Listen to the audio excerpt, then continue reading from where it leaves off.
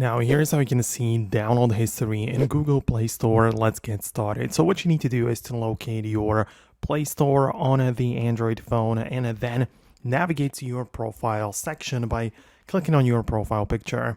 Then from the options that appear, click on Manage Apps and Device, which will make more things appear. So again, tap on Manage right there. So by default, you should have the overview selected. Tap on Manage, and there you can see the history of all of the downloaded apps on either this device or generally from other devices, right? So if you click on a not installed, it will show you the apps which were downloaded through this account but are not currently on your phone. So you can technically go to the not interested and find literally every single app you have ever downloaded through this account. So this is how you can see download history in Google Play Store.